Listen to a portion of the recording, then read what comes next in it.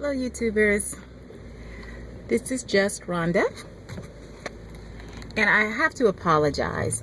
I do a lot of these videos while I'm in my car, so I don't mean to disrespect my audience. I just am on the move so much. This is the only time that I'm feeling fresh enough and I've got a few seconds to actually shoot video, but I'm going to get myself organized a little bit better so that I'm not looking away and all that while I'm doing videos. I'm really sorry, but I promise I'm going to do better. Today's conversation is about giving up your story.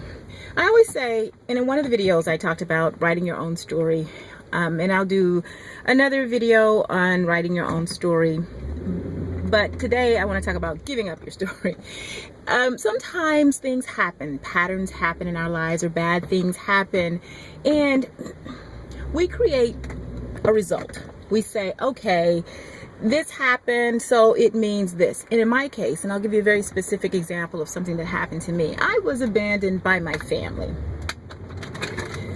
They had their reasons, and I won't explain what that abandonment means. It would just take too long, and the video is very short. But I was abandoned by my family. So, and because I was going through a very difficult period in my life, and I wrote the story, I'm alone, because there was no one in my family that would support me. And I didn't trust them after that to support me anyway. But the point was, my story was I was alone. And so I had this self-pity party. I'm alone, I'm by myself, I've got to do this, I've got to do that. And I had this certain stance that I was going to take because I was alone.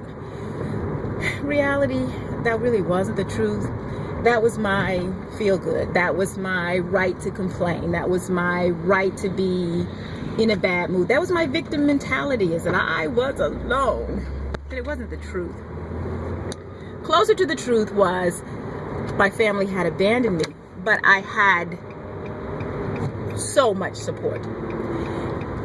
I've never been without support. It just didn't look like I wanted it to look, so I was having a fit. That was my story.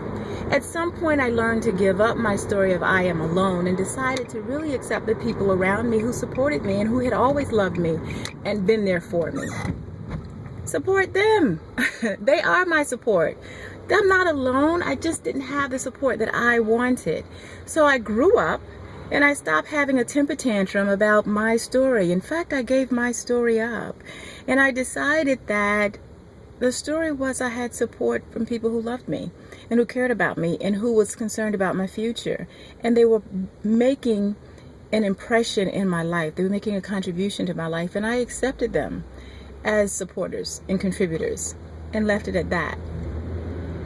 Sometimes I still want to whine about the abandoned family people, but it's worthless. It has nothing, it adds no value to my life. And so I've given up that sad story of I'm by myself, I'm alone.